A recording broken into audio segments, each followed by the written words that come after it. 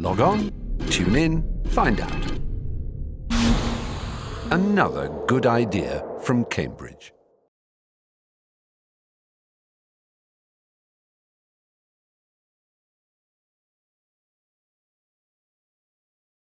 So it's a great pleasure to have a chance to talk to Keith van Rijsbergen, who I've known for many years. Keith, when and where were you born? In Holland, near a small place in near Rotterdam, a little place called Vlaardingen, which is about, I suppose, 10 kilometres outside Rotterdam, and it's now really part of Rotterdam. So I was born in 1943. When about in 1943? October. Yeah, 17th of October 1943. Okay. And my memory kicks in at the end of the war, funnily enough. I remember my family parading in the street, celebrating the end of the war, so that would have been 1945, somewhere, whenever it ended. And that's one of my first memories, in fact. Now, whether that was actually one that was given to me by my mother, or whether I actually remember it, I have no idea. But I do remember this procession down the street with people with lanterns celebrating the end of the war. My father had quite a bad war, actually. He was an engineer, and he was on the run from the Germans during the war. They wanted him to build things to do with the defences of their stuff, and he refused. So then he had to run, and he finally was caught, and then he was sent to a prisoner of war camp on the border between East Germany then and Poland. And in fact, some years ago, when the wall came down, I went to visit the place just to see if there was any remnants of the prisoner of war camp, but it had all gone. So he wasn't particularly happy at the end of the war, but I think he recovered. So our life actually was quite complicated. We travelled a lot. Again, it's because my father was an engineer of a particular kind, and he did engineering jobs all around the world, and he used to take the family with him. So round about 1949, we left Holland for the first time, and he went to Indonesia, and we followed him. Now, in between 1945 and 1949, he'd done some major reconstruction work on the harbours in Rotterdam, and there's still a record of that, and I still have sort of photographs and documents about that. So I have a bit of a sort of a family memory of his work after the war. Anyway, he ended up in Indonesia, and my mother and the children, we were three, it was my brother and my sister and myself, we followed him sort of 3 months after he'd gone there. So in 1949 we all ended up in Jakarta, where he was actually doing some work on the harbour of Jakarta, which was a harbour called Tanjung Priok, and he was reconstructing it or something like that. And what are my memories of Jakarta? Well, I remember where we lived, and I remember, so we lived right in the centre of Jakarta, very close to a very famous river, which was called the Kali. But probably more importantly is that our neighbour was actually Sukarno. He lived in yes, that's right, he lived in a huge house, and we were in a kind of not exactly a hotel, but it was a bit like a hotel. So I was aware of him very early on. I went to school there, and there's a funny story associated with that. About 10 years ago, I met a fellow computer scientist, a Dutchman, and his name was Kees Costa, and we got talking, and it turns out that he and I, who were the same age, were in the same primary school in Jakarta. And we didn't know each other then, of course, we didn't really remember each other, but in fact we just met up and discovered that we'd been going to the same primary school. Anyway, my father stayed in Indonesia for about 3-4 years, and we moved around. From Jakarta, I think that's on the island of Java, so my timescales are very vague about this, but we spent some time in Surabaya, which is also on the island of Java. We spent some time in Borneo, in a place called Balikpapan, and then we spent some time in Sumatra on a little island in the river of the Musi, which was called Pulau Kamara. And all these places I went to school, and in fact I learned to speak Indonesian, Bahasa Indonesia, and so did my brother and sister, and we conversed in that language. And then when we left, some years after, we completely forgot the language. I have no memory of the language at all, except, you know, one or two words. So it was a 4-year stint. Now, why is that memory still very strong with me? Well, it was like an adventure. I was completely free to roam around, you know, in and out of the jungle, because we often lived on the edge of the jungle. And I mean, I didn't go very deeply into the jungle, but nobody seemed to care about whether I was in the jungle or near the water or on the coast and things like that. So I just have this memory of like being in one big adventure playground. So, you know, it's a very happy memory of 4 years. And then we left. I've never been back. I've kept sort of wanting to go back, but I've never been back to Indonesia. It's very strange, because I have good memories of it, but I haven't gone back at all. So that was sort of the first stage of my childhood that I'm sort of, you know, that I can remember fairly well. I'm going to ask you a couple of questions. Yeah. One is about your parents as people. Yes. You haven't said much about your mother, but... no, I will in a minute, yeah. Okay, well that's fine. So I need to know the kind of Yeah. psychology of your parents. Right, so my father was a very quiet sort of type. Occasionally he would lose his temper, and he even would hit us, you know, but not in a very, very severe way, but he just did. He didn't really have much chit-chat. So, if you like, most people would say I was probably not very close to my father, but he looms because it was his activities that sort of determined where we went and what we did and so on. All right? Now my mother was a very nervous person, extremely nervous, and in fact I would say that when my father went to Indonesia in 1949 and asked to follow him in 3 months, she probably almost had a nervous breakdown. And the way that was displayed is that she would have huge arguments with the children. Now remember, I was really quite young. I was born in 43, so I was more of an observer, but certainly she upset the others. However, the relationship between my mother and myself was actually quite close, because she was always at home. My father worked 12 hours a day, and he wasn't visible that much, you know. So she was quite influential in many ways. And I think the thing that I remember about her as being reasonable is that she always gave us, and particularly she gave me, a lot of freedom to do what I wanted to do, providing I told her what I was going to do, and that I would be back home, if you like, at a certain hour. And provided I stuck to sort of those rules, I didn't feel that I was constrained. So now both of them, and all the family actually, so my father, my mother, and my brother and my sister didn't finish school. None of them were academically inclined. My mother only went as far as primary school.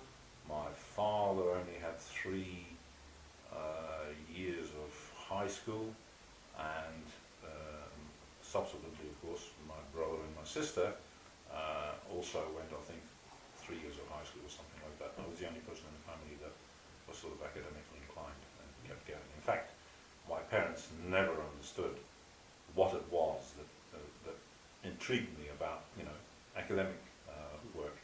And they sort of said, well, you know, why don't you stop doing sums and go and get a job? But and I'd say, well, you know, maybe one day.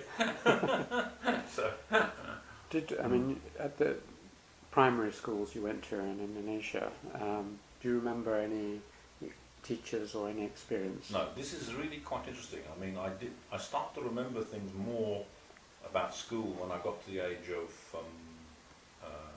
say, 15, 14. Mm.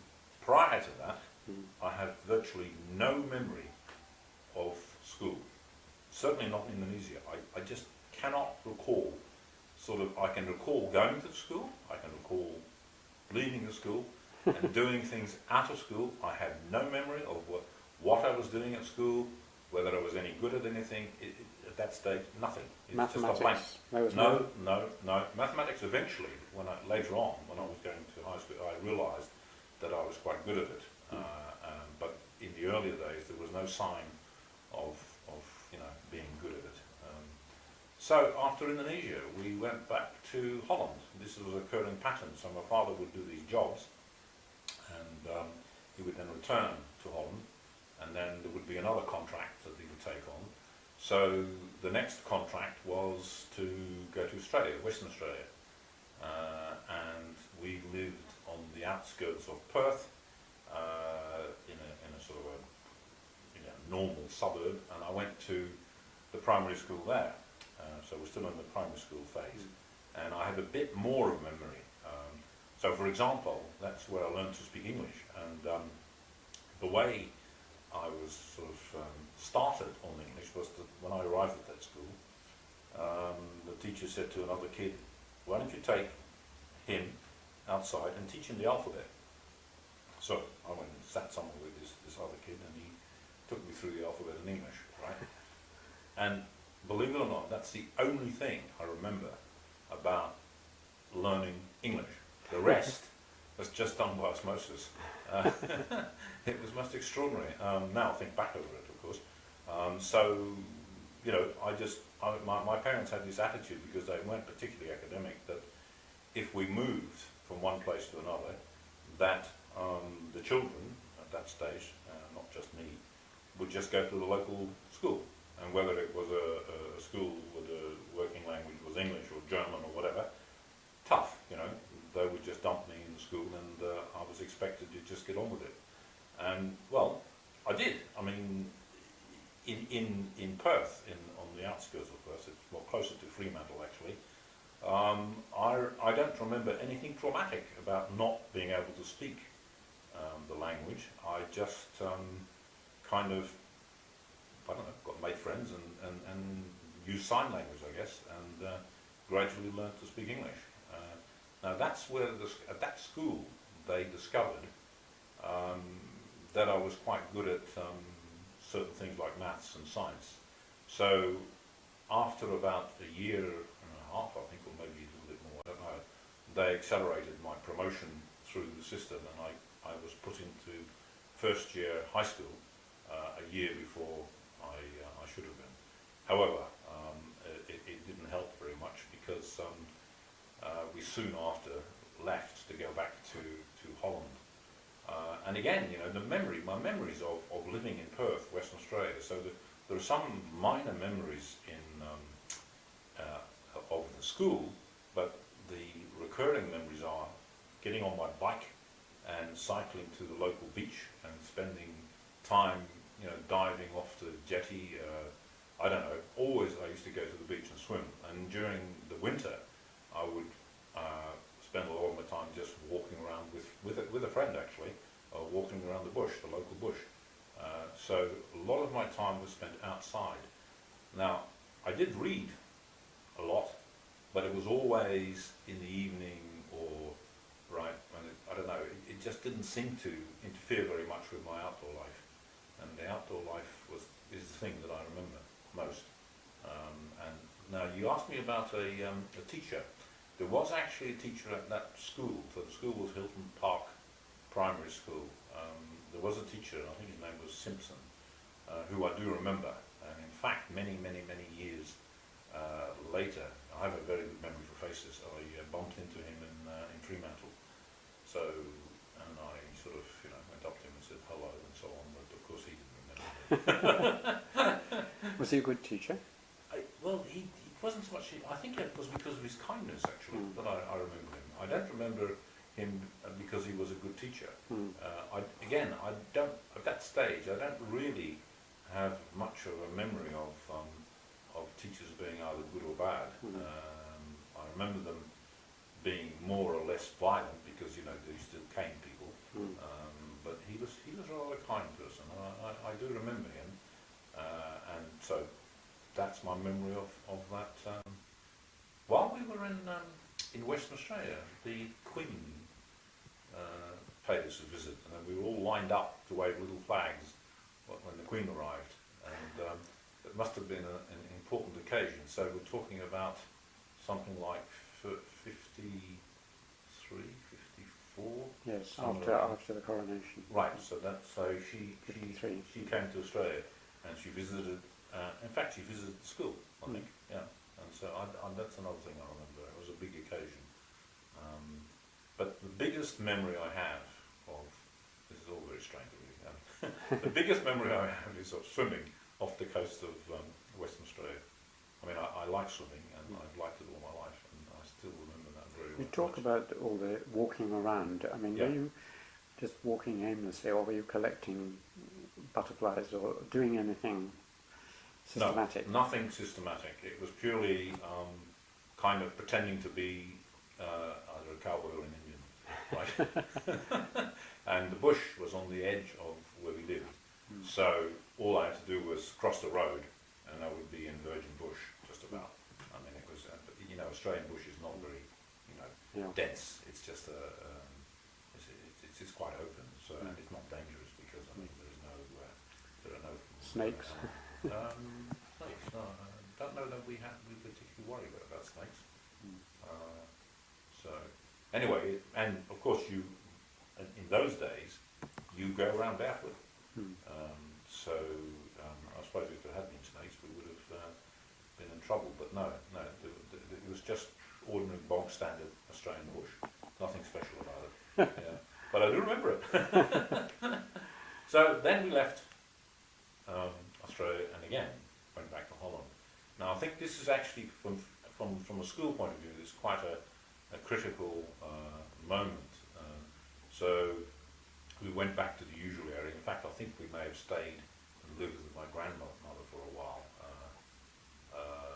Yes, in fact, I think we did. But anyway, I was then, because I'd just gone to the high school in Fremantle, a school called Fremantle Boys, I was then put into a high school in Dordrecht, which is a fairly famous Dutch town, and it was a sort of a, how do you put it? It was called the MULO, which is a school that teaches children useful things so that they can go into commerce, right? So bookkeeping and things like that, but also other things like languages and obviously arithmetic and maths and so on.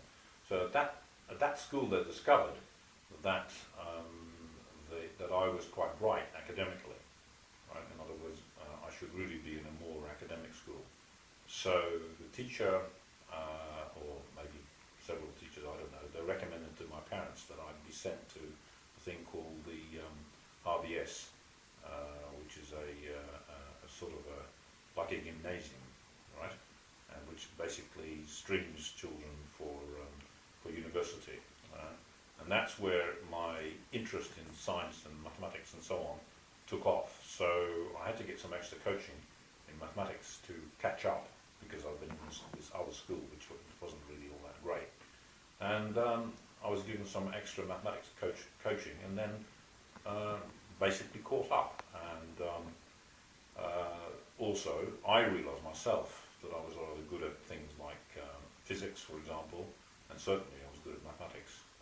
Now we went back to live in the place where I was born, and that's where I got to love going to the cinema.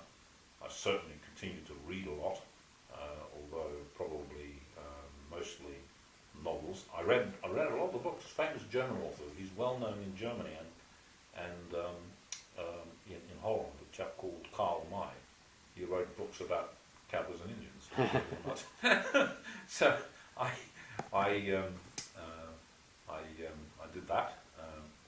reading was pretty extensive still, but mostly sort of light stuff.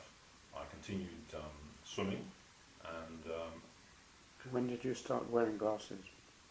in Australia, when I was just in this transition period from primary school to Quite young, high school. Yes, for short-sightedness. yes. Yeah. Yeah. So This has often an effect on, it's supposed to have an effect on personality, and It- particularly I games think and things. I think it probably didn't me because I felt I can still remember feeling quite shy about having to go walk around in glasses. Yes, but I don't remember it persisting. But I do remember it, and I mean I used to go to school, I think, and then I don't know, I felt self-conscious about it. I think. Did it stop you playing games at all? Were you a keen games player? I was not a keen games player. I mean, I did games. You know, I played cricket. I played Australian rules football. But you see, in terms of sport, my favourite sport was swimming. So I always tried to get into a situation where I could do less of the other sports and more of swimming. And I continued doing that all my life, almost, I suppose. Yeah. I always resented really to do these other games. I don't know. I just felt that it was a kind of it was constraining in some way, and so I'd rather just go and do something like swimming, where I'd be on my own. So I wasn't a great team player in that sense. Were you at all rebellious? It sounds as if you... Yes. you're- Well, I was in Holland, for example. I was actually suspended from school for a couple of days because I did something wrong. Now, what was it? What did I do wrong? I can't remember. Probably swore or something like that. Anyway, in the presence of the headmaster, I tended to be, I often was, and certainly at that stage already, I tended to be slightly resentful probably of authority. People kind of, you know, trying to contain me and not allowing me to do the things that I wanted to do. This led me into trouble. And also I used to do things sort of, you know, just because I wanted to do them. And then of course there would be some rule which said that you shouldn't do that. And then I'd get into trouble. Yeah, I was fairly rebellious. The other thing is that I was going back a bit when I lived in Australia. I used to go around pinching fruit. I used to climb into sort of farmers' orchards and walk off with a bag full of fruit. So I'm sure that I don't know whether that's rebellious or just being extremely naughty. But yeah, so yeah, a little bit of and also then from Holland, then having gone back and having gone into what I thought was a reasonable education system and being taught physics and maths and things properly, I was also taught. I was given the beginnings of French, and I was given beginnings of well, not the beginnings of English because I already had English. I was also given the beginnings of German. The Dutch system in those days was very extensive. I think I had about something like 17 subjects. So you had to do, you know, maths, physics, geography, geology, French, German, English. I mean, history. I mean, you were just expected to do everything, and you did it to quite a reasonable standard, actually, as I discovered. So yes. So that. Oh, and I also one of my memories of that period is, of course, that which is a sort of a landmark, is that I went to the World Exhibition in Brussels. So that must have been around about 57 or thereabouts.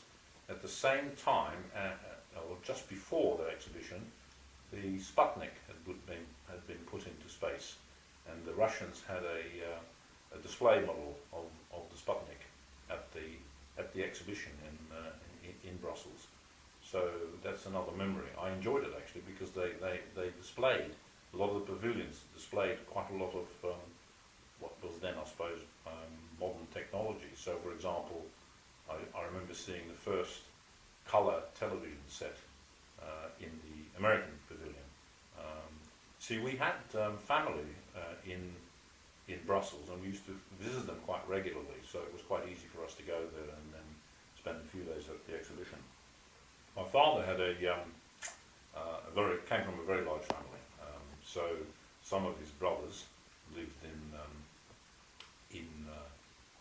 Belgium, and he kept contact with them.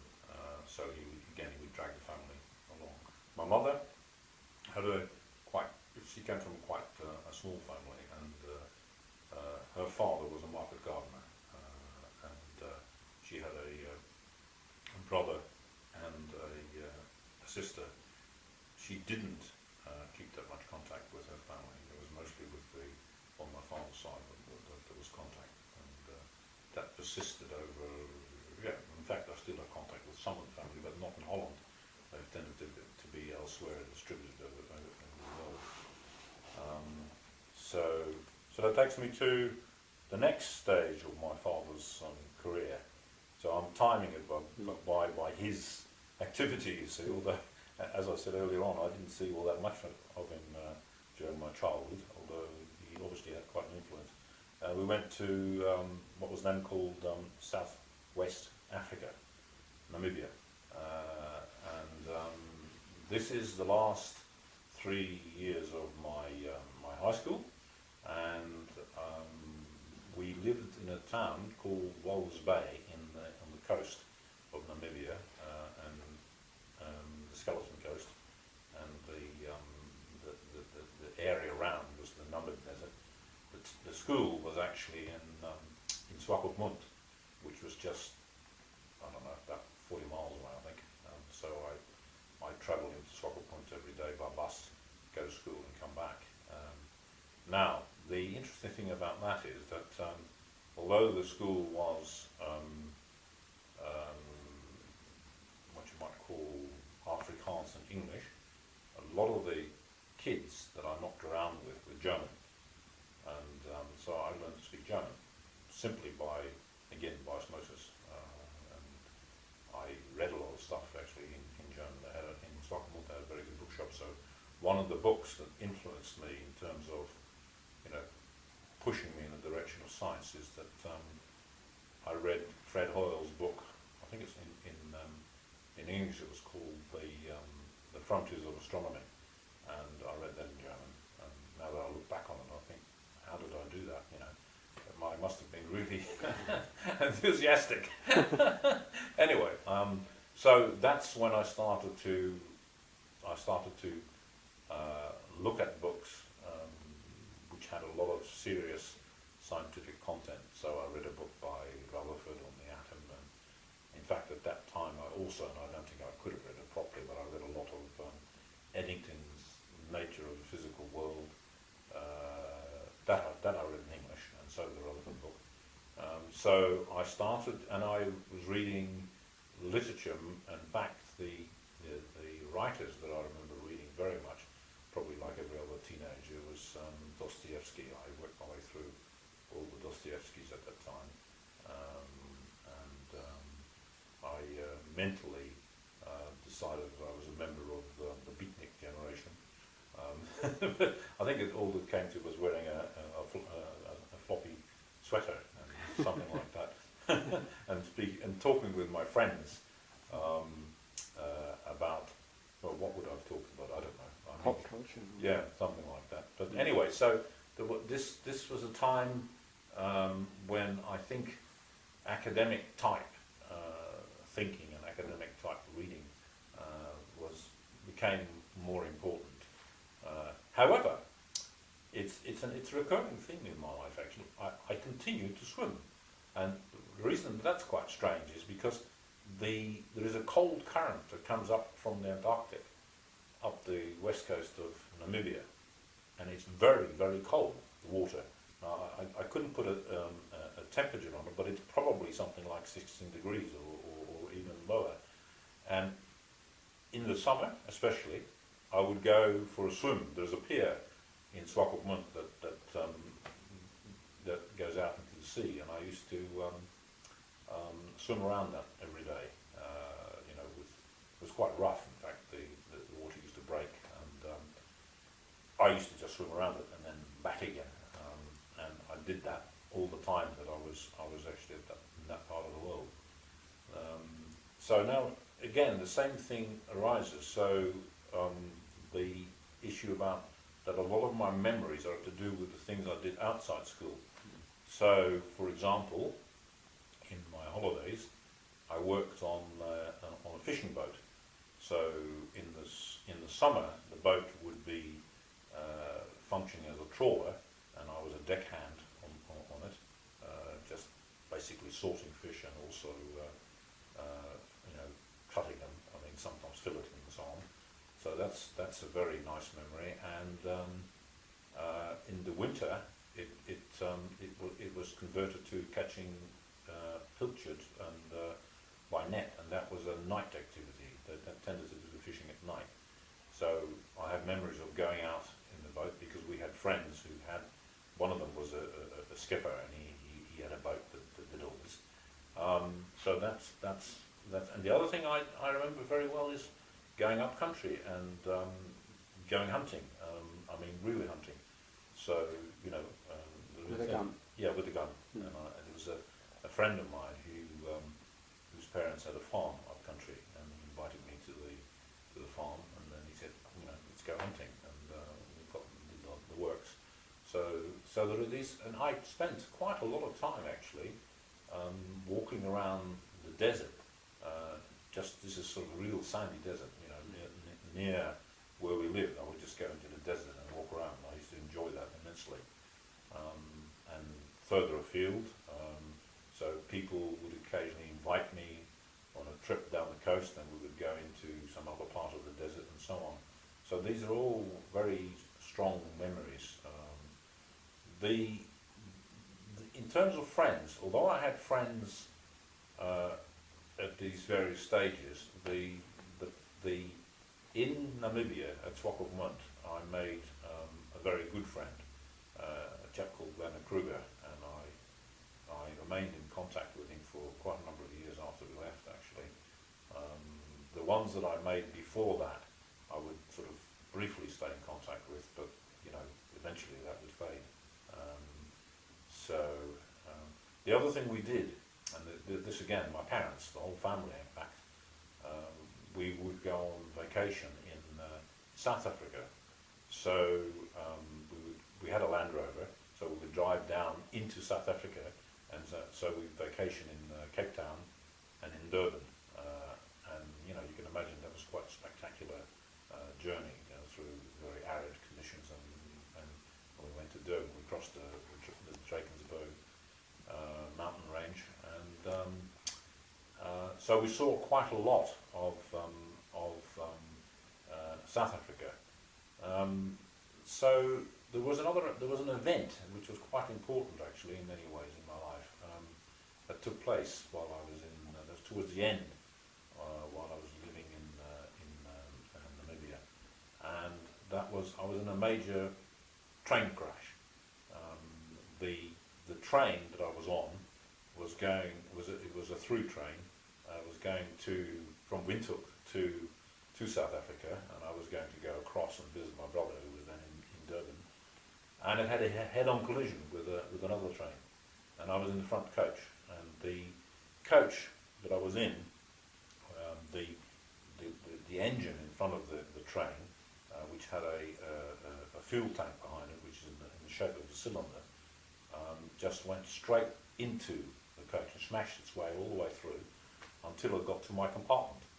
And so everybody in front of me, if you like, this was in the morning, everybody was still lying, sleeping, and all the people in the front bit were killed basically.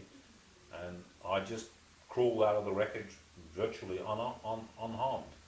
And so, but it was it sort of, I had the presence of mind to take photographs. So I took photographs when I got out, and then just walked off to the nearest road and started hitching, and just got out of there and continued my journey. But it was a major event, that part of my life.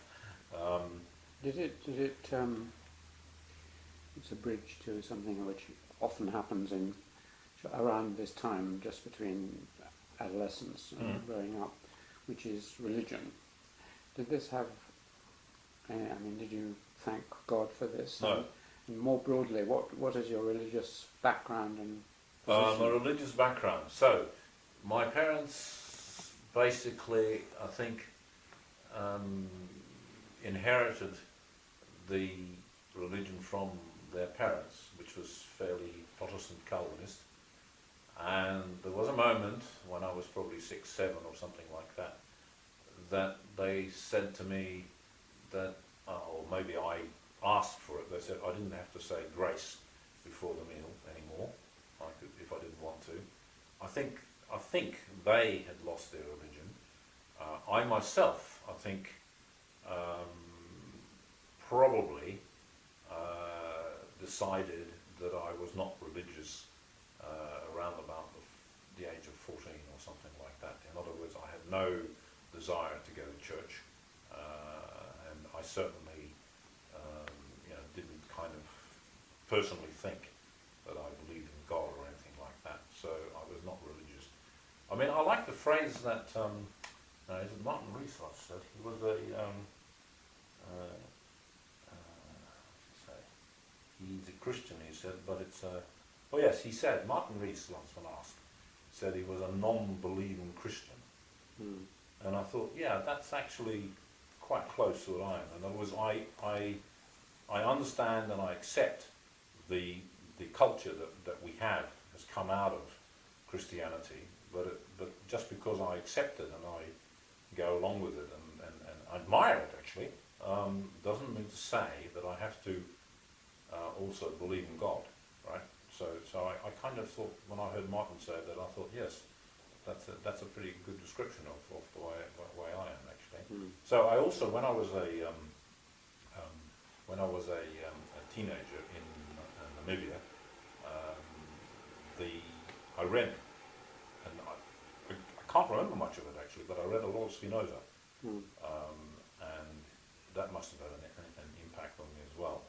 So the other, I think Dostoevsky perhaps also, I don't know, but there were things I read which I think made me become more skeptical about a religion, and so I guess I just sort of stepped sideways and said, right, that's It's never been important since. no, it's never been important. The funny thing is, of course, that my wife, which is amusing, is she's the daughter of an Anglican vicar, Ah, right? And I'll come to that in a minute, because that made me take an intellectual interest in theology, which I kind of pursued later on.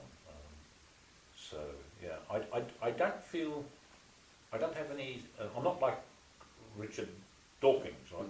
I don't antagonistic towards religion. I mean, for me, it's if people want to believe in religion or Christianity or whatever it is, that's fine. I mean, it's not something that I take issue with. I actually enjoy having proper arguments, theological arguments. I quite enjoy that from a philosophical point of view. So yes, so that's sort of what happened. The other thing that happened in South Africa, in Southwest Africa, in Namibia, was that I stayed on there on my own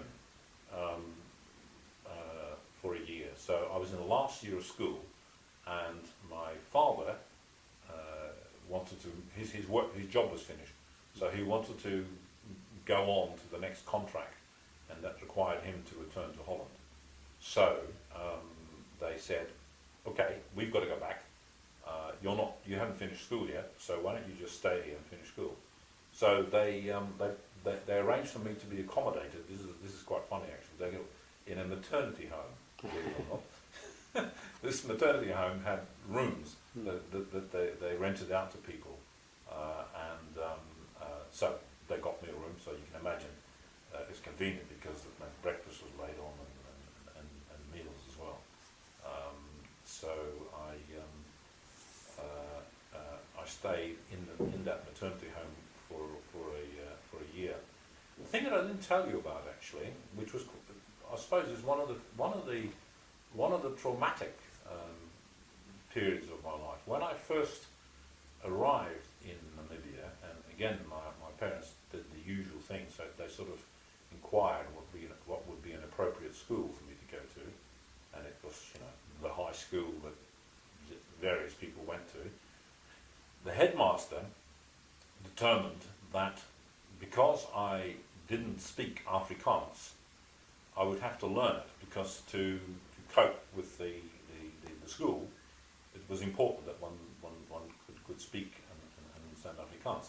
So they had decided in their wisdom that that I would go into a hostel there, right? So for 6 months I was in this hostel with boys, yeah, and to learn Afrikaans. And unfortunately, I was not very popular, and the reason was that I had made a lot of friends who were English stroke German, and there was this kind of antagonism between the Afrikaners and the English and the Germans, who were, if you like, in political terms, probably more liberal. So I was seen as one of them, and so every few days I would have a fight on my hands, and I would get involved in you know, rather unpleasant business, having to defend myself. So eventually I just got fed up. This must have been at the 6-month mark. I rang my mother and I said, I'm coming home. I'm not staying in this hostel. And so I just packed my suitcase and I left. And they said, they must have realised that it was serious, because they said, okay, you can stay, right? You've probably learned enough Afrikaans to get by.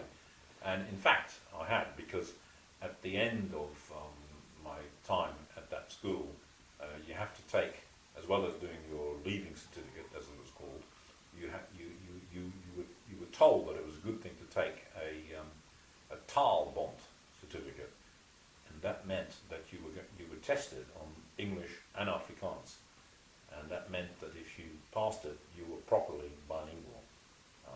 So that's you know, I don't know. I still occasionally read Afrikaans, actually, because it's so close to Dutch that it's not really difficult for me to retain it. So the other thing I did while I was at school there was, because I decided that the mathematics was poor, and I explained this to my parents, and they said, well, if it's poor, why don't you sign up for one of these correspondence courses in mathematics that they run out of Holland? So I signed up for what you might call additional mathematics, and I did that, sort of, you know, and you know, brought my mathematics up to a standard that went beyond what was offered by the school. So that's, but it's interesting. I think from going to school there, I probably I sort of got my love of languages and literature. In other words, the language courses, especially English Lit, was taught to quite a high standard, and we were expected to read quite a lot. So I think that's where it started, actually. I think that actually was the English literature teacher was one of the people that I remember very well, and I liked. He was a rather unusual person.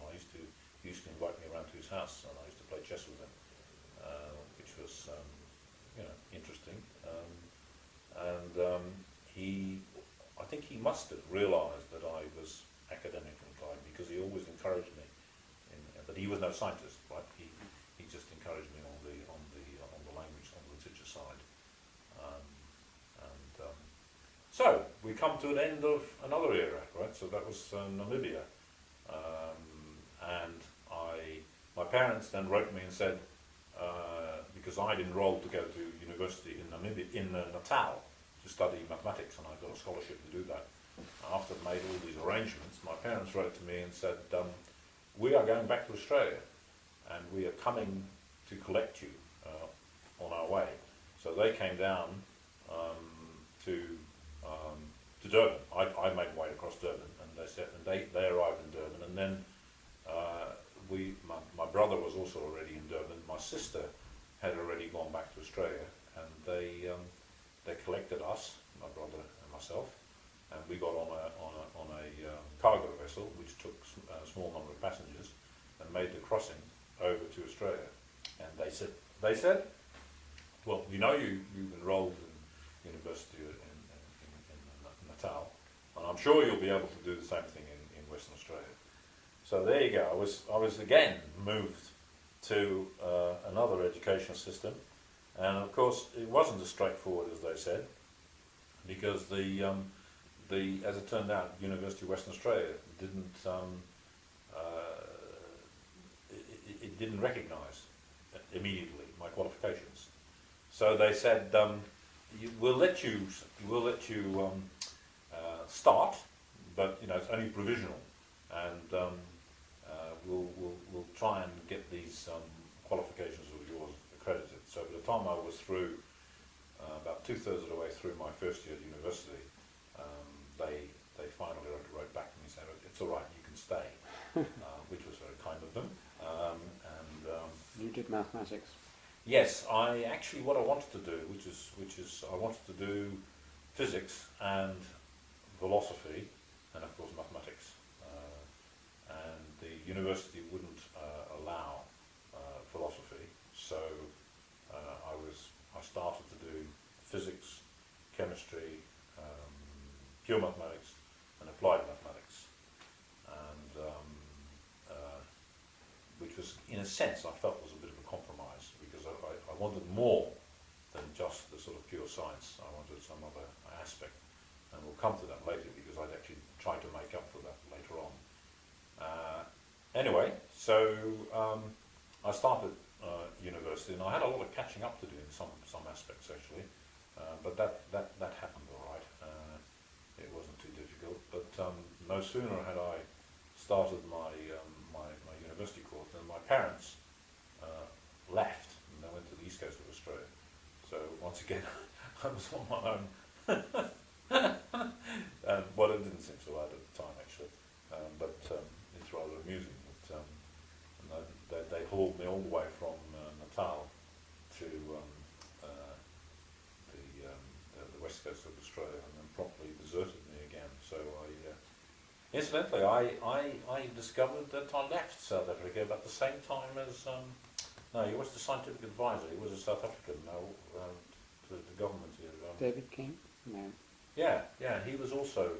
He left in '62. So I'm interviewing him shortly. Right. We met in London, and he said that he left for political reasons. And in fact, I started casting my mind back, because I was in Durban for about 3 months, and I was becoming politically aware. So up to that point, although I was kind of, I was aware there was apartheid, and I was aware that it was questionable, but it wasn't kind of a big issue, right? It wasn't like I was on the barricades, opposing it. It's not, but then when I was in Durban, I got to meet some of the. This is before university, right? I got to meet some of the students, and they were fairly political, and I started talking. And I went to some of Athol Fugard's plays. So one I went to, I remember very clearly, was called Blood Knot, and that was closed down almost as soon as I'd seen it in Durban.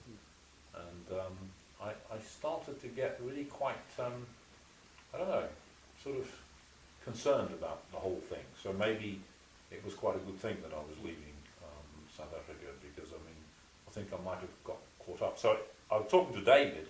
I felt that we were probably, he was more advanced in his thinking, I think, at that time. We were probably struggling with the same thing, and he left. So did I. So yes, so I took this. We took this boat to Western Australia. Now, my mother at that stage had really calmed down. In other words, I said to you that she was really quite an anxious, nervous person. But she by that time she was really becoming quite a, reasonably calm person. I don't know how real that was, but that's certainly the case. Can I jump back a bit? One of the things that happened in Indonesia, which is one of the reasons why my mother was probably also extremely nervous during that, is my father they tried to murder him twice. The first time, Who is they? Indonesians. Oh, yeah. Yeah, he was in charge of he was in charge of a group of people on the site, the engineering site, and they took against him for some reason. So what they decided to do was to run him over with a truck and left him for dead, basically. Anyway, he wouldn't die and came back again. And my father, being my father, so you can imagine this was pretty awful for my mother. Although we just kind of, I think, I was very young. I just saw it as a sort of an accident, really. My father was clearly going to recover. Anyway, he did, and then he was no sooner was he out of hospital, then they tried to kill him again. They stuck him full of knives.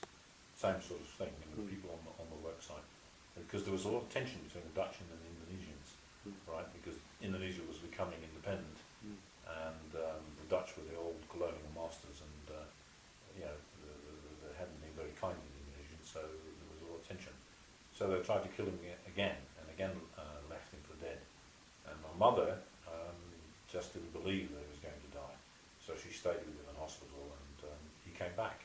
But I expect that really had quite an impact on her, and would have made her very anxious, actually. Anyway, when we were in South Africa, back in South Africa, we took this boat to Australia. I mean, I remember us being quite calm and at ease with herself. So when we arrived in Australia, things weren't too bad. But as I say, I went to university to study mathematics, as it turned out, and they went to the East Coast, and so that's when I met my wife, Julia. I mean, the story is, we tell this story, and I suppose there's some truth in it, is that we met in the mathematics lecture theatre because we were both short-sighted and couldn't see the backboard, right? So we had to sit in front. And of course, students the students in Western Australia were like that anyway. They tried to populate the benches right at the back of the lecture theatre rather than the front. But people like myself and so on, and Julia. So anyway, we got talking and discovered that we rather liked each other, and carried on from there, really. So we went through our first degree together, and then soon got married in '65, which is pretty much the year we graduated. And I didn't like the formal education I was getting at the university. I resented the canned and very limited and very boring way in which they presented stuff to us. So I spent a lot of my time actually getting books out of the library and reading around subjects, and actually literally not exactly ignoring. I used to take notes during lectures, but then at the end of the year I would just burn them or throw them away.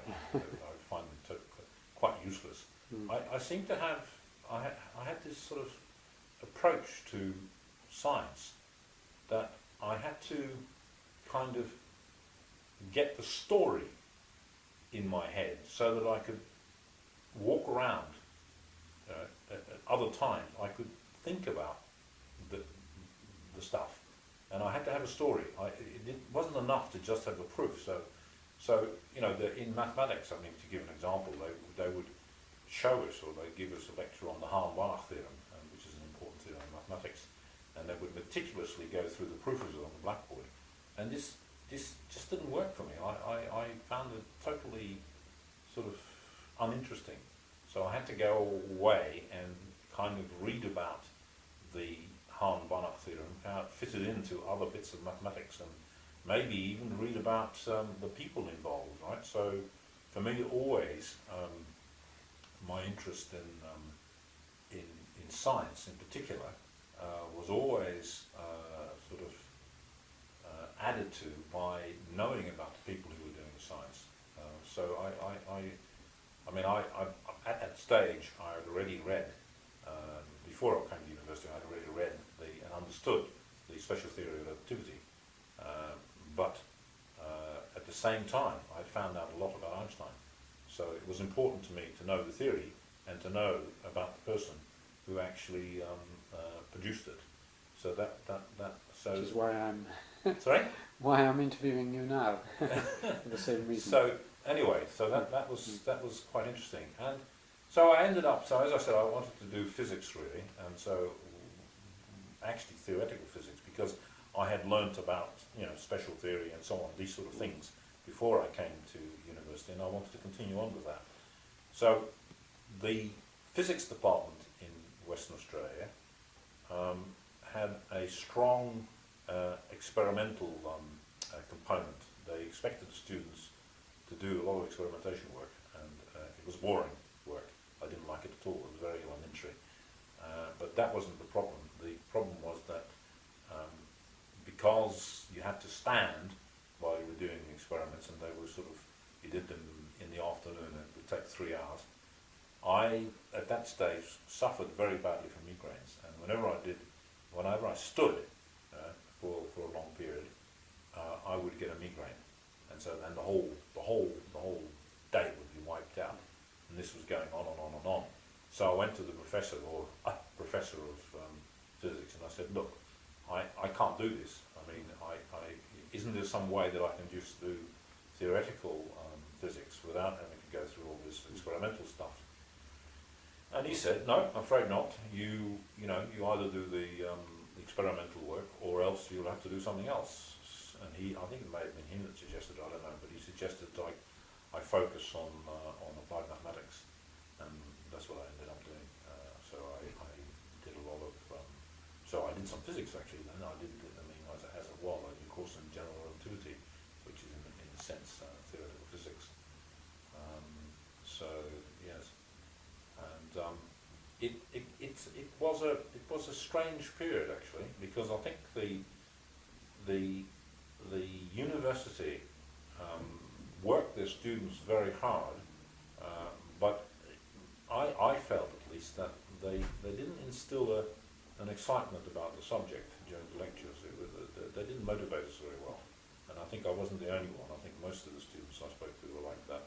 The thing in mathematics was that the dropout rate was very high. So although I started with a large cohort, by the time I got through to the end, there were very few of us left. Of course, the funny thing is that I thought that I wasn't going to make it, because when I was tested in first year at the university by a psychologist, they did these tests, and he said, you're totally unsuited for university work. Right? We suggest that you go and do something else. Do not stay at university. I thought, great. And I think it may have been something to do with the fact that my command of English at that point wasn't all that great anymore, because I'd been speaking mostly German and Afrikaans, right, although I had to do things still in English. So that may have had an effect. Anyway, I obviously resisted that and went on. But I mean, the thing that I remember most about being at university is finding these wonderful things to read in the library, right? Books on maths or physics, and I would go away and just read them, and that's how I learned a lot of the stuff that I had to learn. I couldn't learn it from the lectures. Lectures just didn't work for me. I mean, it was weird really. And my wife to this day, she said, well, you sort of did the right thing, she says, because I used to just work on the lecture notes, and now I retain nothing of that stuff, whereas you seem to have retained, as I was putting it, these are not her words, the story of it all, right? And the story has stayed with me about a lot of the science that I learnt at university, and it sort of followed on.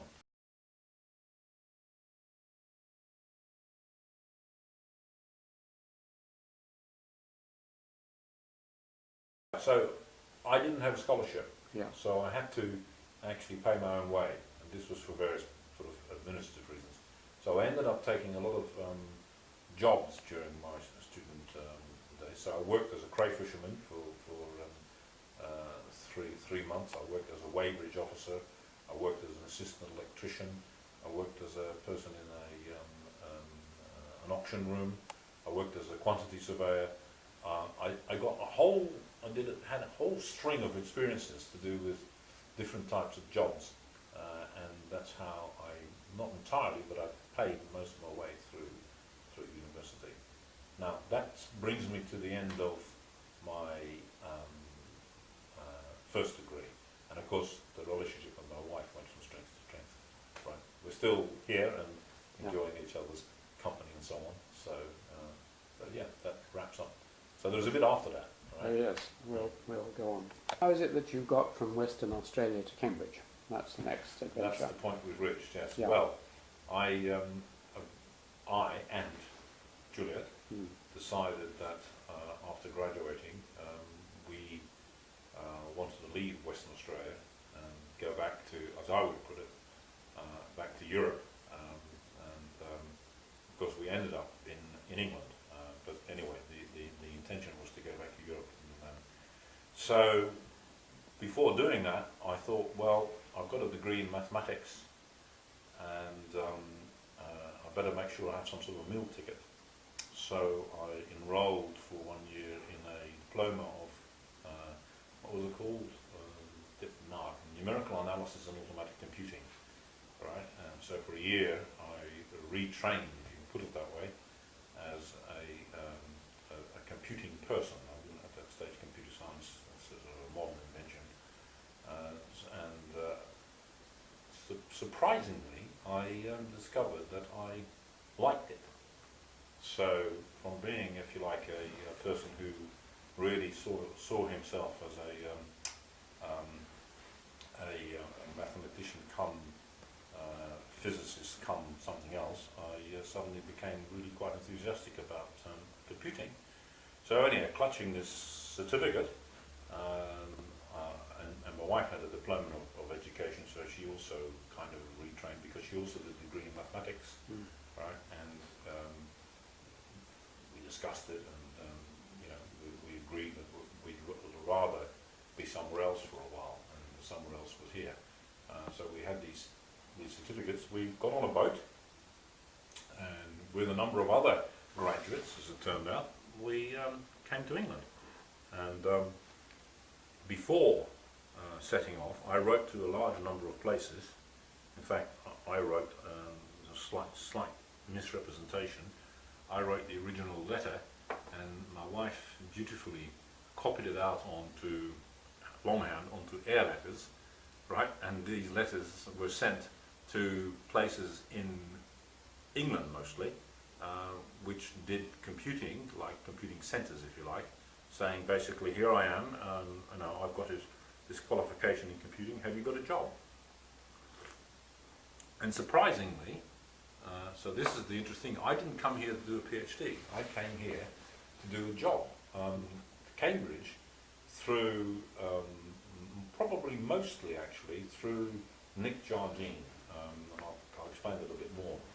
Because the letter went to the computing service in Cambridge, and there was a guy there called Eric Much, who was the head of the computing service, and he obviously had an interest, and he couldn't create didn't have a job, a full-time job, so he must have contacted Nick, or Nick must have contacted him.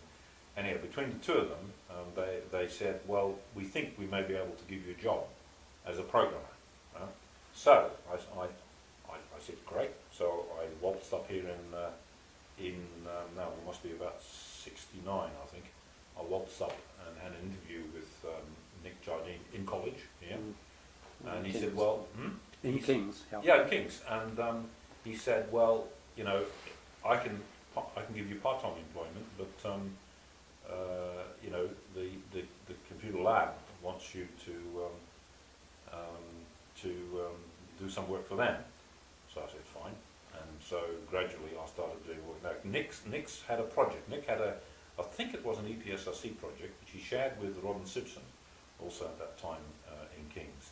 and they had just finished their PhDs on automatic classification. Right, but this was automatic classification in the biological sciences, and Eric Much didn't last very long. He died almost immediately I arrived, but then somebody else took over, looking after me, if you like, on that side, and they asked me to implement a subroutine library for numerical analysis, which I did, and it ran for many years on Titan actually. Anyway, so I worked for them for about 6-9 months, and then I said to Nick, I think it was, Nick Jardine, I said, look, I'm getting very bored. I mean, the work they gave me, I knocked off very quickly. I don't know, what am I going to do? I mean, there just doesn't seem to be enough work. And so Nick said to me, well, had you thought of doing a PhD? And I sort of said, not quite, but I sort of said, well, what is a PhD? And of course then there was a discussion about that. And so then I enrolled for a PhD, and the idea that I had for the PhD actually grew out of the work I was doing for Nick and Robin in the research centre, the King's College Research Centre, is to try and use automatic classification techniques in information retrieval. So I already had an interest, funnily enough, I don't know how this came about, but I had interest in information retrieval before I left Australia. So when I arrived in Cambridge, I'd already read about information retrieval in the library in Australia. So anyway, I put those two things together. I thought, well, there might be some mileage here. I mean, there's something that can be done with automatic classification techniques and information retrieval. So I then I sort of steered in that direction, and that of course is how I got to know Karen. This is one of the bits. Karen Spark-Jones. Karen Spark-Jones. Now this is one of the bits which one may want to keep private, because you see, my memory of it may be imperfect for one thing. But anyway, so the college, King's College, was going to have me as a research student, yeah, and they're actually going to support me because they said I could pay home student fees instead of overseas student fees, and the college arranged that, so they subsidised me. But now this is what one needs to check. But the way it came across to me as a naive student was that I could do a PhD in information retrieval providing I was not supervised by Karen Spark-Jones, right? This was one of the conditions. I mean, well, maybe it wasn't even put as blatantly as that, but anyway. And so Ken Moody, who at that stage had an interest in databases, took me on as a PhD student. So now I think that was a stroke of genius, right? Because, right, I collaborated with Karen all along, right? But it wasn't sort of a student supervisor arrangement. So she was generous in giving me access to the data she had, test data, and so on. And she was actually very helpful. But she was not my supervisor. Everybody, well, not everybody, a lot of people think that I was supervised by Karen, but I wasn't. And in fact, I also got quite a lot of help from Roger Needham. I mean, the history of information retrieval in Cambridge is quite interesting. Tell us it. Sorry? Tell us it. Yeah. Well, I'm going to tell you a little bit. I mean, I can't. But anyway, the Roger Needham, famous computer scientist in a totally different area, he did his PhD in information retrieval. In fact, I suspect it's the first PhD ever done on information retrieval. So that makes it fair. And he was supervised in that work by David Wheeler, who's one of the pioneers of computing, and worked with Maurice Wilkes. So there is this sort of progression of things. So there was David who supervised Roger, and then Roger, to a certain extent, helped me, and certainly Nick and Robin, especially Nick, had conversations and serious discussions with Roger about their work in automatic classification, because he and Karen worked together in the Cambridge Language Research Unit, as it was then, on a Theory of clumps. Yes. right. So that's Karen and Roger, and I think probably Roger was the person who made the original invention of clumps. They worked on this theory of clumps in the Cambridge Language Research Unit, and in fact, I think Karen got her initial ideas about information retrieval probably from Roger. Roger was there first, if you like, and Karen came in as a linguist. She did her early work, her PhD work on linguistics, which apparently even now is still read and considered to be very good. So It was on stemming and stripping. And no, it was on. I think it might be some sort of morphological stuff. Synonyms. That's right, synonyms. Yes. So her thesis was republished recently under pressure from a chap called Yorick Wilkes. Right. Yorick Wilkes was also a member of the Cambridge Language Research Unit. I don't know if you knew about the Cambridge Language Research Unit, but it had a chap in it called Fred Parker Rhodes, who may also have done some work on information retrieval, and of course Margaret Masterman, who she was the wife of Richard Braithwaite. Right. I think she might have been the boss of the Language Research Unit. Anyway, that was a group of people who worked. Well, the group that I knew about anyway worked on language, linguistics, and so on, and then shaded into stuff on information retrieval. So I made contact with that side of it. Now, what's interesting is that there was when I arrived and I was starting to work for Nick and Robin, there was this huge disagreement, intellectual disagreement between them and the Needhams, as they were then called, because the clumping process was considered to be very unprincipled, right? Whereas the approach adopted by Jardine and Simpson, which became a book, Jardine and Simpson Mathematical Taxonomy, was considered, and correctly so, very principled and mathematically well defined. And as it turned out, the algorithms or the methods of automatic classification that came out of the Jardine and Simpson stuff was relatively efficient, whereas clumping was a process of automatic which was horribly inefficient. Right, so there was always this argument going on, and I suppose what happened in the end was that this Jardine and Simpson stuff, right, which turned into my stuff too, survived, whereas the clumping stuff just didn't go anywhere. So I sort of was caught between these two groups, but I had my office in the research centre,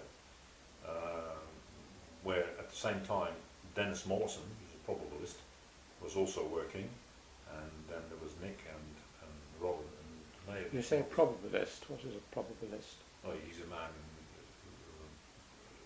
who studies and develops things in probability theory. Oh, right. So his application was, funnily enough, pandemics. So, like, he would have had mathematical models for the current flu pandemic. He became a professor of statistics at Heriot Watt, and he was on the fringes of our project. Actually, he wasn't mainstream. Now, the other person who was quite involved with the project was Ken Moody.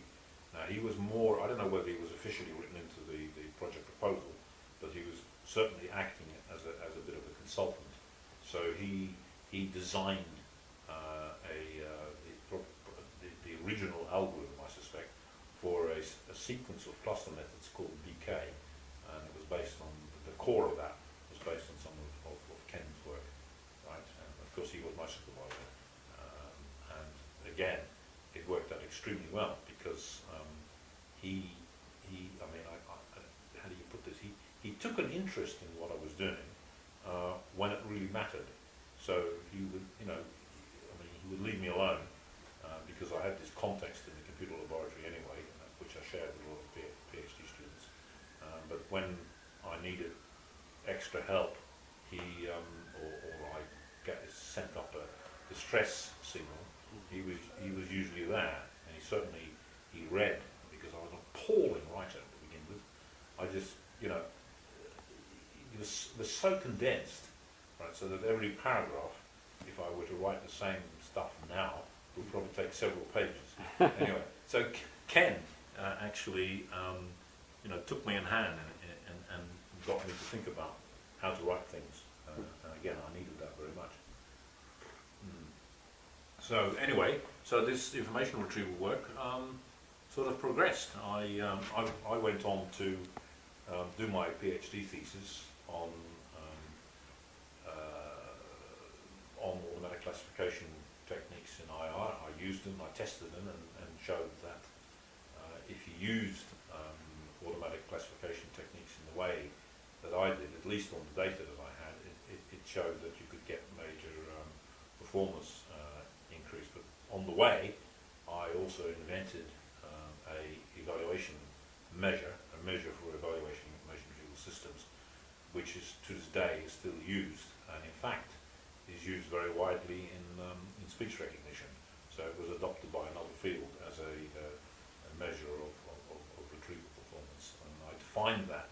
And it's theoretical work that I really enjoyed doing. It was I went back to some theory called the theory of measurement, which sort of talks about, you know, if you want to measure something, where the objects you compare are in a qualitative relationship, yeah, then what you have to do if you're going to actually use that quantitatively, you have to define a mapping from these qualitative arrangements to a numerical representation where the properties of the qualitative structure are preserved as much as possible, and so you turn it into something in terms of numbers, yeah.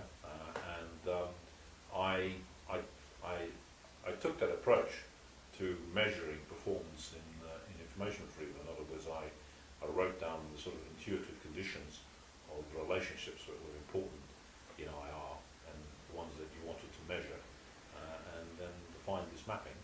And I came up with this new way of measuring things, and it has persisted. It's still used in information retrieval, and as I said, it's still used in speech processing. So automatic classification, the methods and the algorithms for IR and this sort of evaluation technique were really the guts of my thesis. You know, as I said, Karen, who really was not mathematical, right, on the whole, helped me with the sort of linguistic stuff. So she was the one that explained to me, you know, about stemming and stop words and things like that, and the way it was driven by some background in linguistics. And also she had access, she had built up some test collections, as we call them, and she allowed me to use them. So our interactions were mostly around the experimental side of information retrieval. So that takes me to, I mean, there are lots of things that happened in Cambridge while I was doing my PhD. My wife, for example, taught at a number of schools, especially at Village College, and after the first 6 months or so in Cambridge, which was very difficult, we really ended up being quite happy being here. So Maurice Wilkes, well, you see, he only entered into my life towards the end of my PhD. He really didn't see the point very much of information retrieval. So the chronology of this is a bit confused because I've never really bothered to tie it down. But I thought that information retrieval should be subject in the university in the computer science curriculum, and he never really allowed that. And I mean, Karen, I think, sort of half agreed, but I think she was quite ambiguous about whether she wanted information retrieval as part of her computer science curriculum. You see, she had quite an interesting attitude to IR. She saw it very much as a postgraduate activity, but then she took very few PhD students. So she had one, a chap called David Jackson, who preceded me, and after that there was a huge gap. I mean, I can't even think of the one that she did supervise, but she on the whole did not want to supervise PhD students in IR. What she did do is she did supervise PhD students in natural language processing. So this is her background in linguistics that made her do that. So didn't she supervise Martin Porter, or were you? Yeah, but that was not in information retrieval. That was in natural language, wasn't it? Yes, well, no, it was actually in something quite different again. It was in macroprocessors. You know, there was a language called Snowball. Yes. Right. Well, he designed and invented a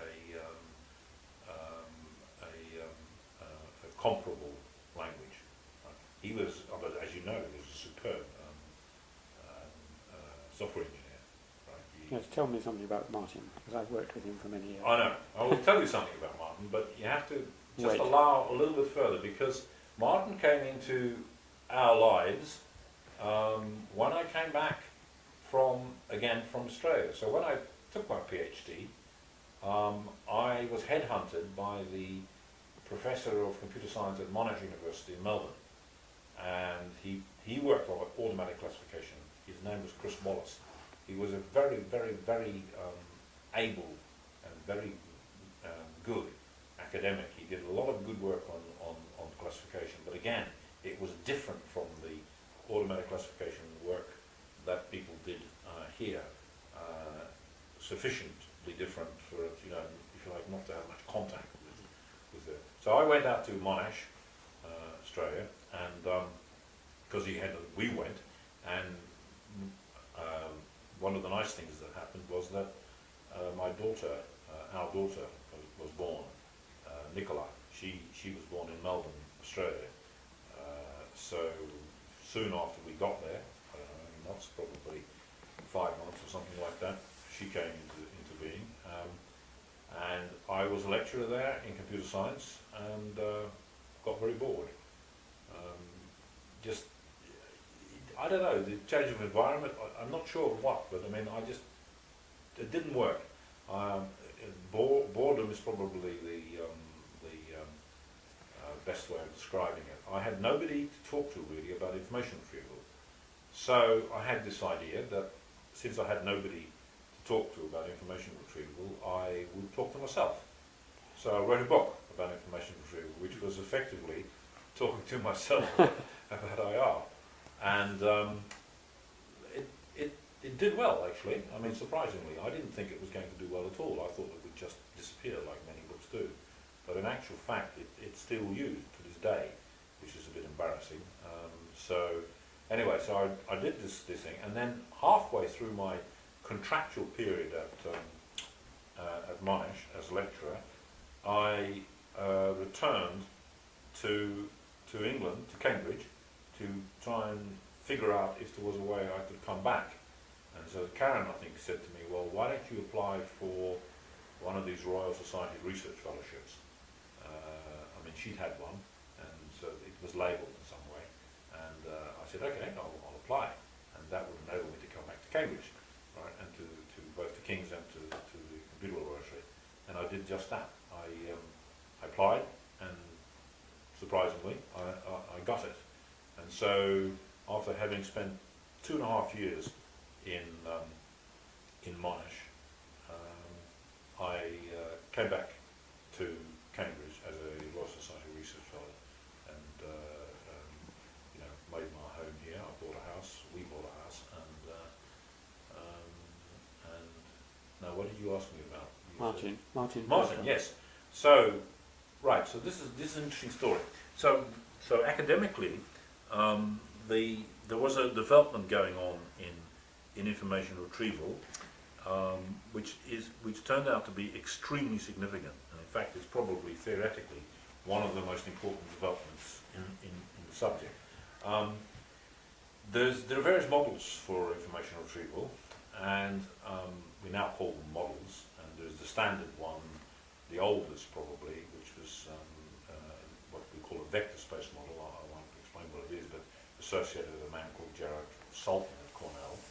But the sense was that there was enough uncertainty in information retrieval processes that you had to use probabilistic approaches.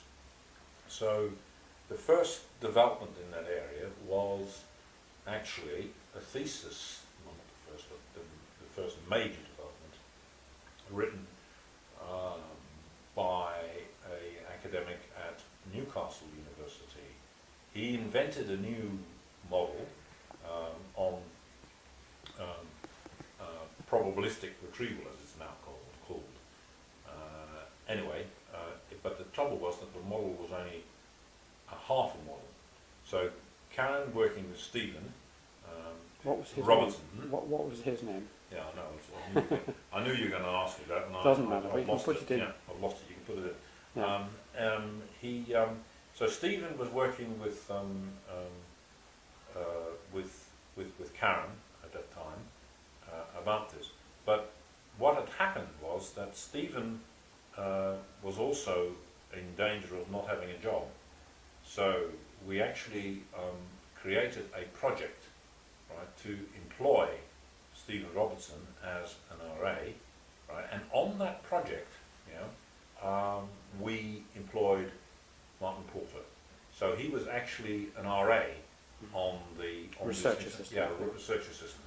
Yeah. So that's how it came about, and he was working on probabilistic models for IR project, and he was so the suffix stripping algorithm, which is called the Porter algorithm, right, was invented on the project. In fact, I gave him the task of building one, and he did a fantastic job. He went and read in sort of all the literature on suffix stripping algorithms, conflation algorithms, and from the linguistic side, from the computing side, and so on. And then he put it all together, and he produced this algorithm and this program, right, which did the job. And it was just, it's still used. It's still, any information retrieval experiment that's done, or even commercial systems, they tend to use the Porter algorithm. And so that's how Martin came on the scene. But he was not really a researcher. He was more of a developer, right? He liked to have to work out some idea, right, and maybe change it a bit, but then he'd want to have the job of writing the software and building it and so on and so on. And that's how he came out. He and Karen, right, and this is, now I can say this probably, but he and Karen did not get on. So one of the problems we had on the project was that every so often we would need something from Karen, and then Karen would would give Martin or Fred, as we used to know him, give him a hard time. And he was not good at coping with that. I think, you probably remember what Karen was like. She was very forthright and would tell a spade a spade. And Martin was not like that really. He didn't want to be hassled. So he used to get very upset. And this could. Now Stephen actually, as it turned out, although he was going to be on the project, he then at the last minute got a job, and so he was became a co-investigator with me. So we had this joint project, and we employed Martin as the. So you'd rate him as a very, very brilliant computer, whatever you call them, scientist or Who? Martin Porter. No. What would you say? How would you? I think he's a brilliant software engineer. Software. If software engineers fit into computer science, then he's a brilliant computer scientist too. But I'd be much more specific. Yeah. I would say that he's a brilliant he's one of the best software engineers I know, actually. Okay. Yeah, no, really, in terms of getting things done and building the software and so on. I mean, Were you involved with the Muscat he system or Sedge? Muscat, I was on the fringes of that. He took an earlier system that he had written for the museum documentation people, and then extended it, as I saw it, with some information retrieval functionality, right? Which he probably, some of that he probably got from working with myself earlier on. He sort of internalized that, and then used those ideas to build Muscat. He did well with it. I think he I mean, it was a sort of a product for a company. Yes. Yeah, right. And he went on from there. But we only he's rather withdrawn now. He doesn't make contact much. Yeah. I don't see him. He has a firm called Grape Shot with John Snyder, Right. which I can tell you about afterwards. Yeah. We started this conversation actually with Maurice Wilkes. You were going to tell me something Yes. about Maurice. Yes. Yes. Well, you see, okay. So what happened is that my relationship with Maurice became more. I wouldn't say intimate, but we firmed up when I became interested in Alan Turing. Right now, I think Maurice is very aware of his position in the history of computer science, and rightly so, because he's one of the founders, if you like, or the pioneers, and certainly you can make the argument that he built with David Wheeler and Stanley Gill and so on, he built the first real computer. So there's an argument between Manchester and Cambridge who takes precedence, and I don't really want to buy into that, but Maurice would claim that the first real computer was built in Cambridge. So this is the ADZAC. Now, Alan Turing, especially at the moment, but certainly towards the beginning of the 80s, the end of the 70s, became more well known for his work. Now, you've got to understand, I'll give you context to make that understand. So, in about 1978 or 79 or thereabouts, the Scientific Archives in Oxford rang up the college, King's College, and said, we have all these papers by a man called Turing, and he seems to be originally from King's. I mean, would you like to look at them, or send somebody to look at them and tell us whether they're worth preserving? All right? So the librarian here at the time, I think was called Peter Crofts. Yes, Crofts? that's right. Yeah. He got in touch with me, probably on the advice of somebody else, and said, you're a computer scientist, would you like to go to Oxford and have a look at these papers? So I went across to Oxford. And Had you heard of Turing by then? I was just, like everybody else, I had heard of a Turing machine, right? And I knew what a Turing machine was, and I think I may even have had an inkling of the decision problem that Turing wrote about in his famous paper and so on and so on. But honestly, I don't think I knew very much about him.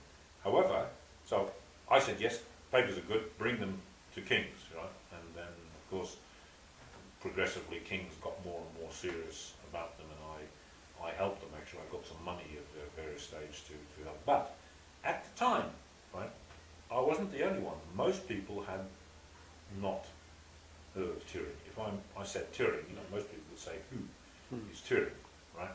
All right. So, but what happened was that I actually talked to Wilkes at some point, to Maurice, and he clearly felt that that Turing was being given too much prominence in the history of things.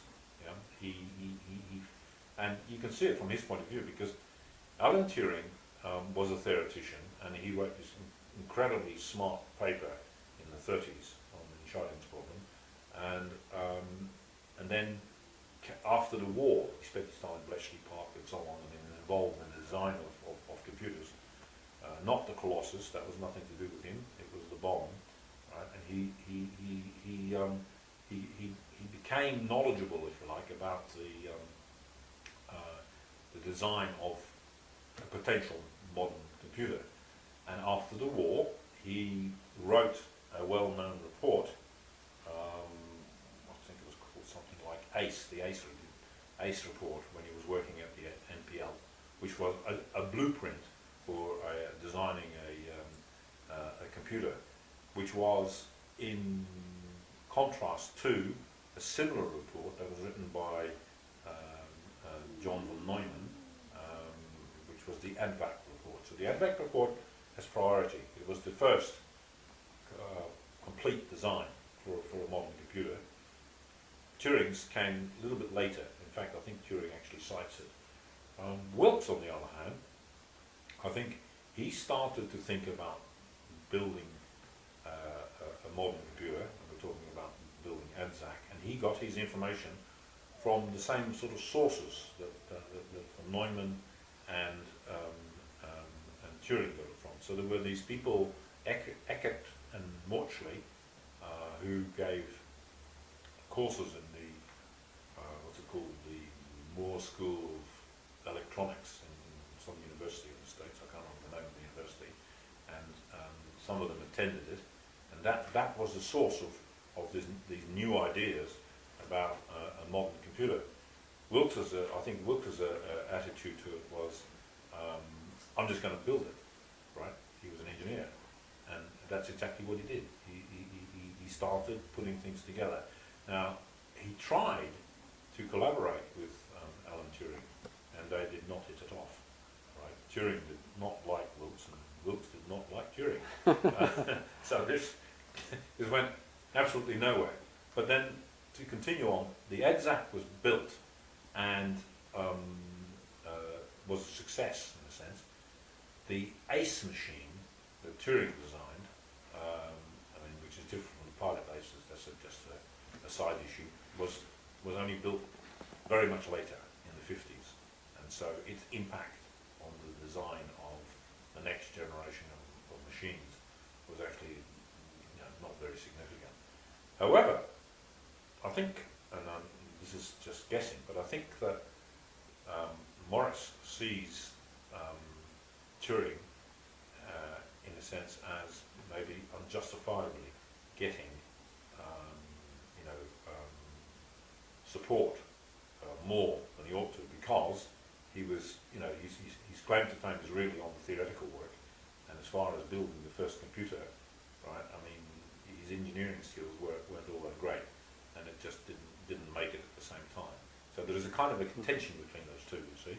But as you know, I mean, nowadays everybody's heard of Turing because of the book by Andrew Hodges, and then there's the film. And if you go to a bookshop, you find any number of books now, sort of vaguely talking about Alan Turing. So he gets quite a lot of, given quite a lot of prominence actually, and maybe Morris feels that this is nice, but in actual fact it's possibly giving a bit too much visibility to Turing, given what he's actually what he's actually accomplished. I mean, I'm a great admirer of Turing, but it's more so because of his theoretical work, right? I mean, I think that his thinking about where he eventually came up with this computational model, the Turing machine, I think was fantastic and an incredible breakthrough. But his contribution to the actual building of computers, I think, is nowhere near as significant as Morris's. I mean, the popular mythology is that he saved us from being conquered by the Germans. That's what Winston Churchill said, but I think the accurate description of that is that I think that Winston Churchill wrote to him, and I think he might have said, I'm not sure, there will be some sort of records on that, it shortened the war by something like a year, right? So that's the effect of Turing, because Turing, so there's an interesting story there actually. I mean, it's all much too complicated, but he started work on the decoding, decrypting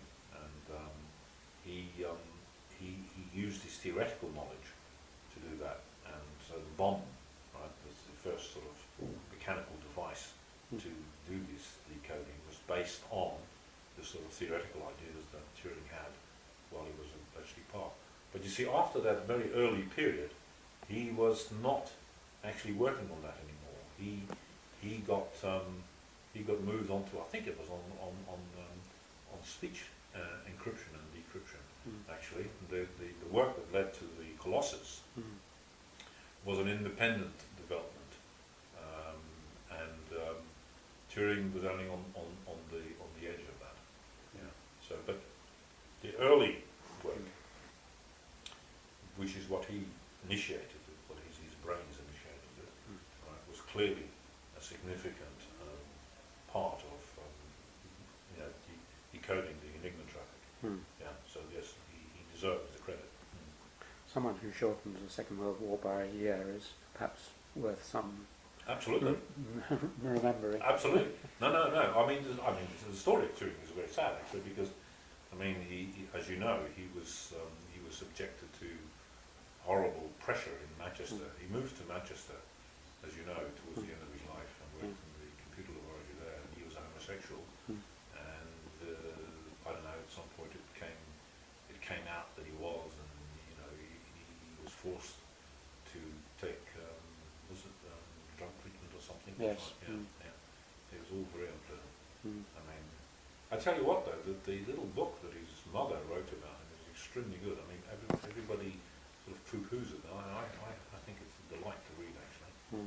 Sarah Turing, she wrote a little book about Alan Turing. It's very nice. Yeah. So anyway, I have actually interviewed Morris about Turing, and somewhere I kept some notes because I wanted to know whether he had read the ACE report, the report that Alan wrote about the design of a modern computer, and Morris claims he did not read it. He was not aware of it, I think. He claims that he worked independently on what Turing was doing. So, who knows? Yeah. I'll just come back very briefly to probability theory again. Again, kind of the popular vision, in my mind anyway, is that before there was a paradigm in information retrieval was hierarchical databases, Boolean searching, Boolean searching, yes. and or not searching, and that dominated the field.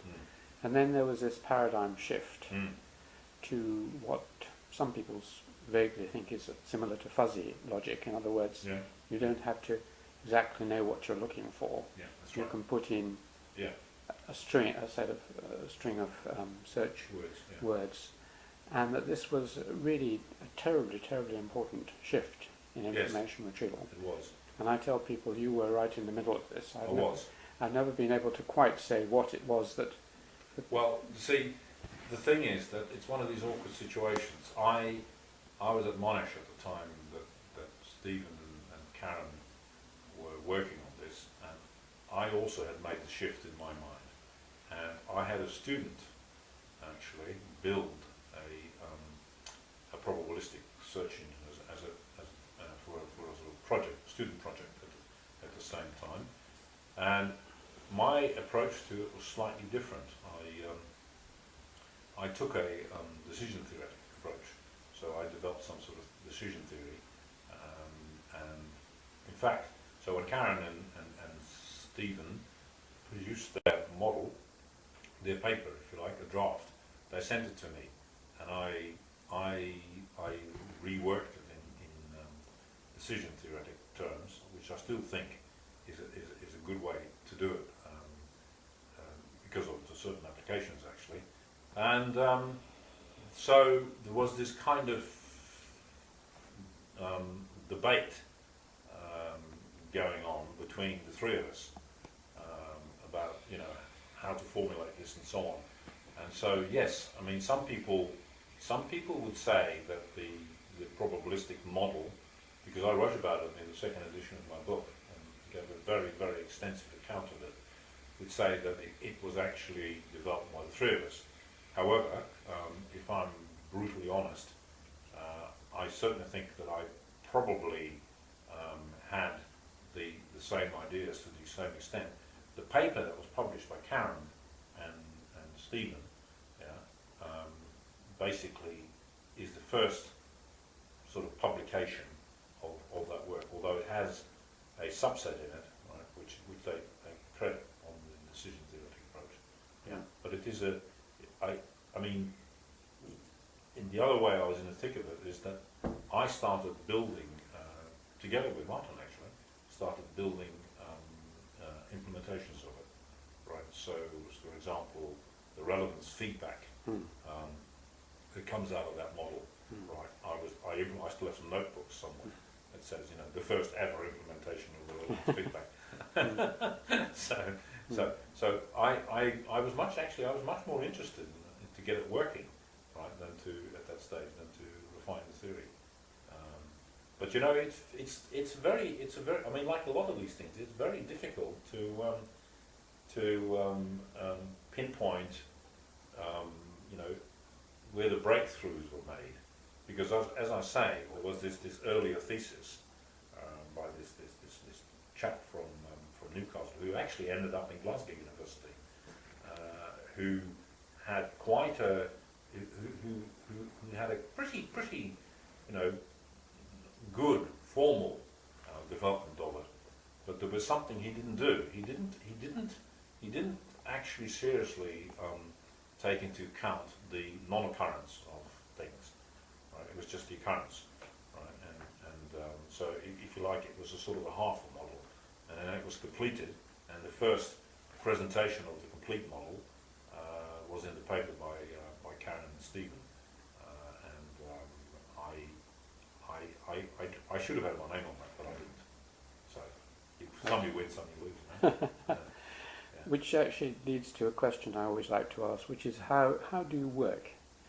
I mean, particularly when you think you're having, you know, really creative or interesting thoughts. Do you have these when you're going for a walk, when you're having a bath, when you're cooking, or when you're sitting at a computer terminal? No, I don't get them when the computer terminal. Absolutely not. The other thing is I still to this day, I still handwrite all important stuff first. Yeah. And I don't handwrite them on the whole time. I don't handwrite. I'm one of these people who actually works in cafes, right? So most of my papers were drafted by hand in a notebook in the cafe somewhere. So I worked for a long time in the copper kettle, the old copper kettle. Did you? Yeah, and I wasn't the only one actually. There were a couple of other people there. You ought to have a plaque for all the people. Yeah, well, the person who really was interesting actually, which I didn't realise about, is the chap who obviously contributed significantly to string theory. I think his name is Green. Yes, Green.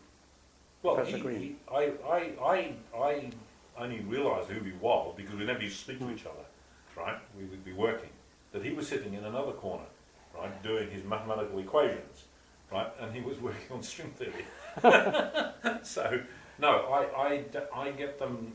I used to get them. I don't take baths so much anymore. I used to get them in the bathtub. That's quite true. I used to take long baths, and weirdly, I used to get them when I would be cycling. So my wife would comment on this. You know, when I suddenly perk up and say, you know, I've sorted something out at last, and sitting in coffee shop drinking endless cups of coffee on my own, right?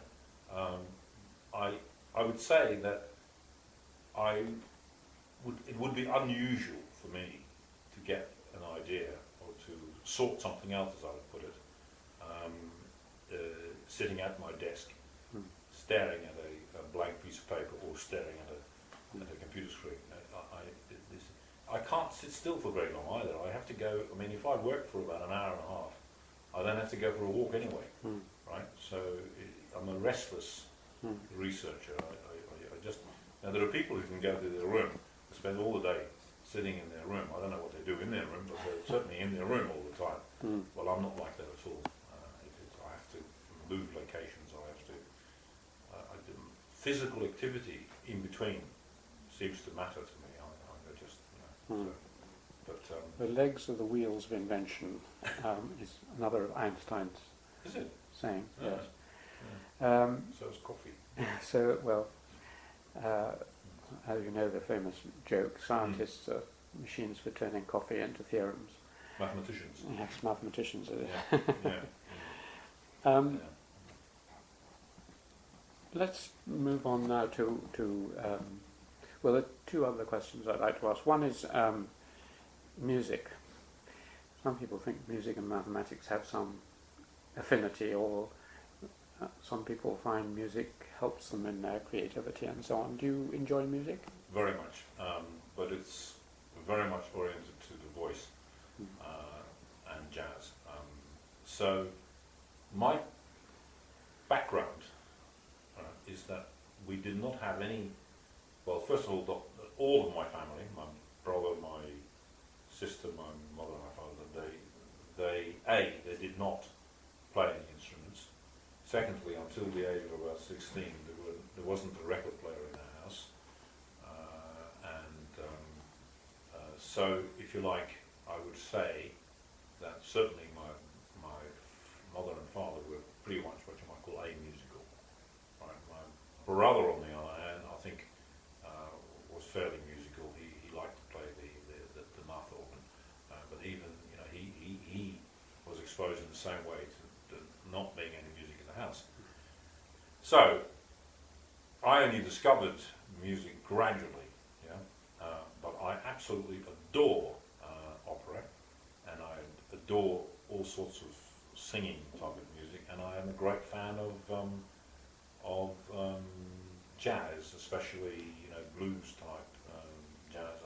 I listen to Coltrane, for example. I mean, doesn't necessarily blues. So there is a whole genre of jazz music that I listen to, but the mostly I listen to opera, and I use music as a kind of a way of relaxing. So that if I used to take a bath to do that. Now, if I come home and I'm absolutely shattered, so if I put on a piece of music, for example, recently I've been listening to Handel's Julius Caesar. I'll put that on and I'll listen to the whole opera. It's like having a nap. I just completely regenerate. So I don't create music, but I do. So Handel is one of your loves?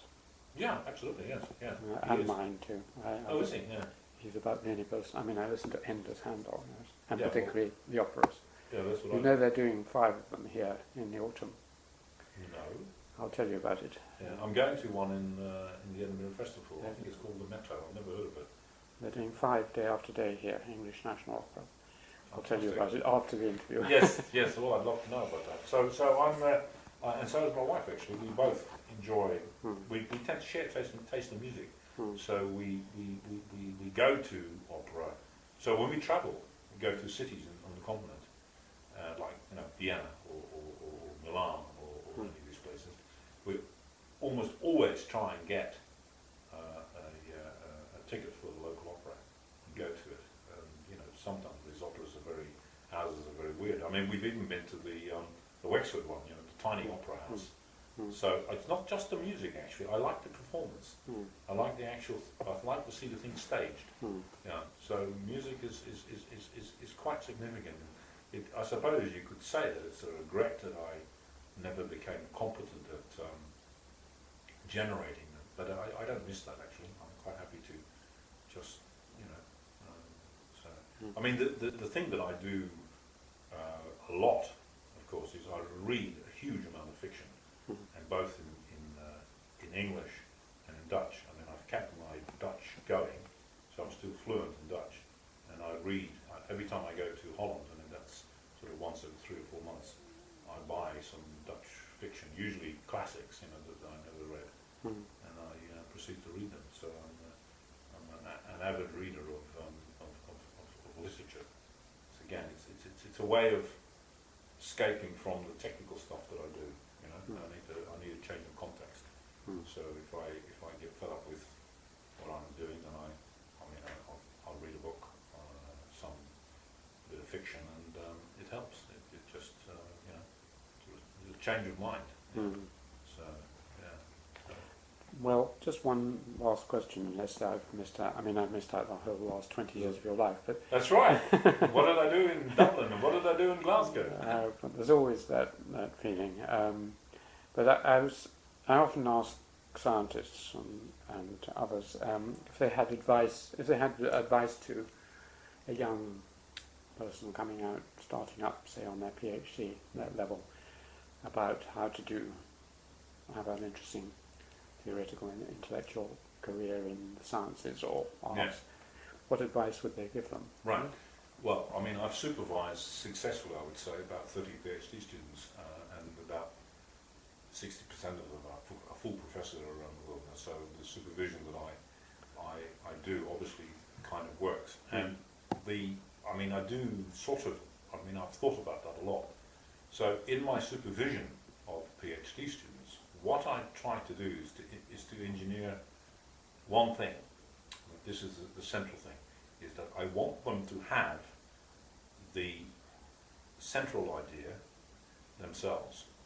They should come up with it, if they possibly can. I mean, I might stimulate it, and then I want them to end up owning it, so that when I start to argue with them, right, they show clear signs of ownership, that it's their idea and not somebody else's idea that they're arguing about. And then I feel that once they reach that point, they've created an idea and they own it, then they're well on the way. Now, how do you do that? So what I say to students, you should follow, to a large extent, your nose. You should choose something. You should do something you're interested in, you want to do, and not something that you're just told to do. It's all the business of making them take possession of what it is, and those are the terms that I usually try and discuss these things with them. It seems to, well, it seems to work. That's all I can say. I mean, I've had students where it hasn't worked, obviously, and that's been extremely difficult, and generally they don't do so well in terms of a career afterwards. But the ones who latched onto something and then developed it, and then they recognise that it's theirs, right? It's not their supervisor's idea. It's their own idea. Yeah. We've got 3 or 4 minutes, so is there anything, I mean, apart from the last 20 years of your career, that you would really like me to have asked you about or spoken about? No, I don't think so. I think what I believe and have believed very strongly in the sort of academic way of life.